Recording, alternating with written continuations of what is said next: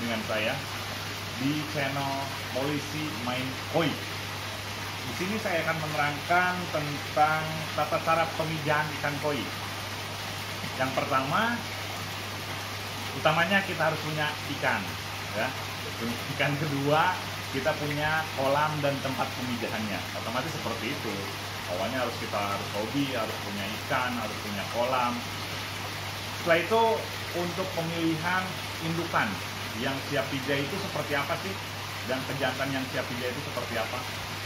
Oke, kita mulai. Untuk indukan. Indukan itu minimal berusia 2 tahun. Pejantan minimal usia 2 tahun. Ciri-ciri untuk betina yang siap pijah yaitu perutnya besar, kemudian perutnya lembek. Ini saya akan pijahkan ikan jenis asagi. Asagi anakan impor. Ini saya beli dulu dari Farm Damiri. Oke lah, untuk kualitasnya memang tidak terlalu bagus. Tapi yang saya pilih atau saya incar adalah genetiknya. Ini umurnya nisai 60 BU, kurang lebih 57 cm. Ini usianya baru menginjak 2 tahun. Ciri-ciri ini kan jenis kelaminnya betina. Ciri-ciri yang siap pijat, pertama perutnya besar, kemudian jika kita pegang perutnya ini lembek atau empuk, kemudian untuk anusnya sedikit menonjol atau sudah berwarna pink. Nah, kemudian oke, kita kesini dulu.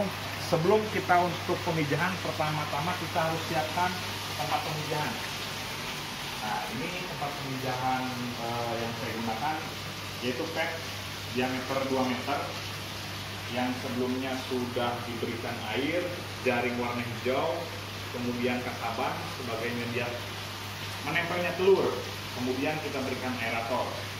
Apa sih kegunaan dari jaring hijau ini? Tujuannya ketika si telur ini keluar atau berhasil mijah, maka si telur ini akan menempel di kasaban atau media telur dan di jaring ini. Jadi ketika kita memindahkan telur, dia tidak akan kesulitan, tinggal kita angkat saja jaring hijau ini. Nah, setelah ini dipersiapkan, bagusnya sih 12 jam sebelum pemijahan atau sehari sebelum pemijahan. Oke, kita kembali lagi ke indukan. Di sini saya gunakan indukan ini dengan cara diinduksi. Diinduksi menggunakan obat yaitu hormon sintetik, yaitu Opaspek. Nah, dosis untuk betina yaitu 0,4 mili per kilogram berat ikan. Kemudian untuk jantan 0,1 mili per kilogram berat ikan. Oke, sebelum melakukan penyuntikan Opaspek, gitu kan, kita lakukan pembiusan terlebih dahulu terhadap ikan tersebut. Oke, kita mulai pembiusannya. Seperti video saya yang sebelumnya, jadi pembiusan saya biasanya menggunakan plastik packing karena untuk efektivitas, menghemat obat bius, kemudian menghemat air. Oke, kita mulai masukkan. Ini sebelumnya sudah saya berikan obat bius, yaitu Ocean Free Arowana Stabilizer. Jadi obat bius untuk arwana, tapi saya gunakan untuk ikan koi. Kenapa saya gunakan obat bius arwana ke ikan koi? Karena saya sudah uji cobakan, ternyata aman. Aman untuk ikan koi. Oke, kita masukkan ikan koinya. Kita tunggu sampai dia terlelap, tapi nggak mati ya, sampai tidak sadarkan diri. Jadi kenapa kita lakukan pemeriksaan terlebih dahulu? Jadi ketika kita melakukan penyuntikan Opaspek, si ikan tidak berontak. Mudah-mudahan pemijahan yang saya lakukan sekarang ini berhasil. Mohon doanya. Karena sudah saya beberapa kali melakukan pemijahan, mulai dari manual tanpa disuntik Opaspek, kemudian menggunakan Opaspek, dan ada satu lagi teknik yang namanya stripping, yaitu pemijahan buatan. Jadi ikan dibius, disuntik Opaspek, kemudian dikeluarkan secara manual telur dan spermanya. Gitu. nanti kemudian diaduk menggunakan bulu ayam, kemudian ditebar di takaban atau media atau menempelnya telur. Sama untuk waktu penetasan 2-3 hari telur itu akan menetas. Gitu. Sementara ini saya baru gunakan dua teknik. Gunakan dua teknik, yaitu teknik manual dan induksi menggunakan Opaspek. Selain Opaspek ada yang namanya Opaprim, sama saja fungsinya. Nah, kita lihat ini ikan sudah mulai bisa dibalik-balikan. Ini perutnya sudah lembek sekali nih. Mudah-mudahan pemijahan satu malam ini keluar semua. Jadi kekurangannya kalau ikan betina tidak dipijahkan bisa beresiko kematian. Karena semakin besarnya telur di dalam perut ikan itu bisa menekan organ dalam ikan lainnya, sehingga ikan merasa kesulitan berenang dan akhirnya mati. Kemudian dalam pemijahan ikan itu pun beresiko sebetulnya.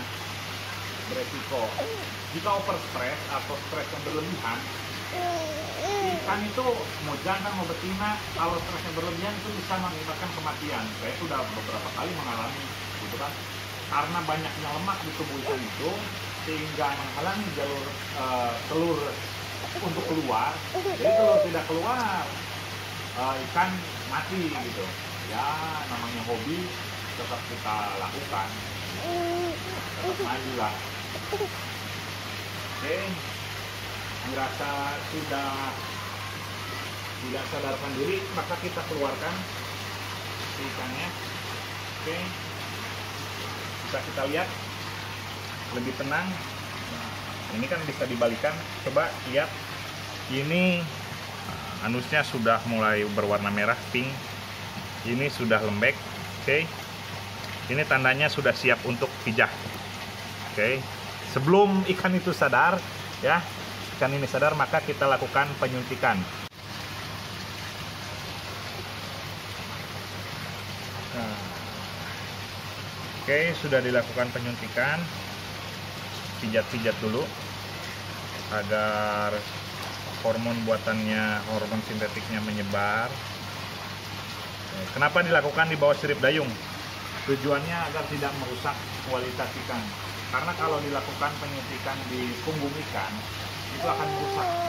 Pertama, sisik akan mengelupas dan untuk tumbuhnya itu membutuhkan waktu yang sangat lama.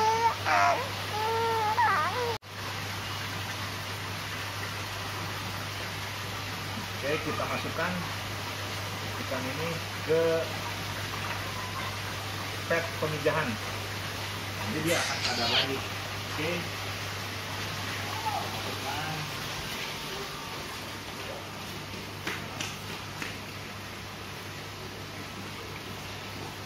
Dia akan sadar dengan sendirinya menggunakan air segar.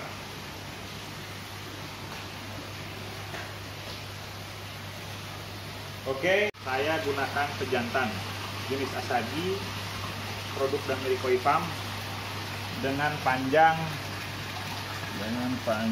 sekitar 55 cm. Usia sama nih saya. Yang tadi lainnya dari Hosokai, sedangkan ini lainnya Otsuka. Mudah-mudahan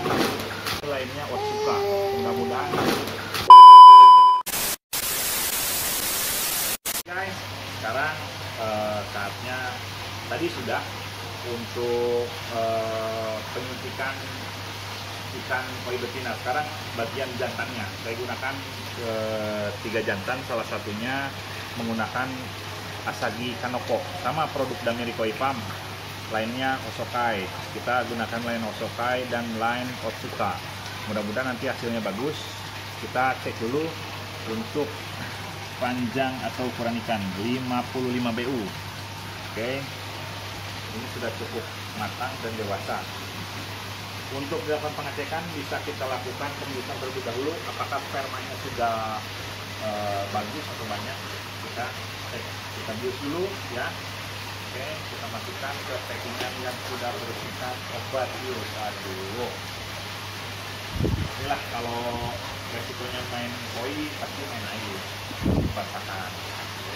Oke, kita tunggu dulu si koin ini jus ya. Oke. A few moments later, a few inches later, 2 hours later, 1 eternity later.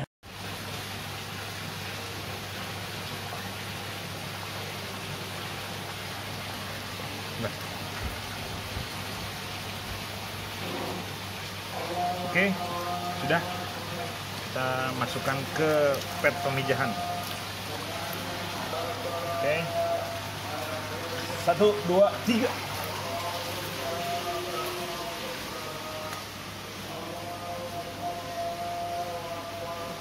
Sadar dulu.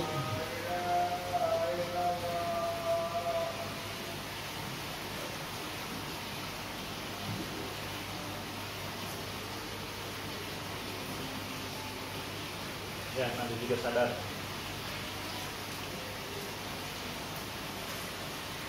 Oke, kita ambil satu lagi jantannya. Langsung kita masukkan, cukup 2 jantan yang dilakukan penyuntikan. 1 tidak usah, cukup pelengkap saja. Oke, terima kasih. Sampai berjumpa di video selanjutnya.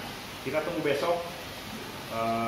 Biasanya di jam 4, jam 3 pagi dini hari ini sudah mijah atau brojol.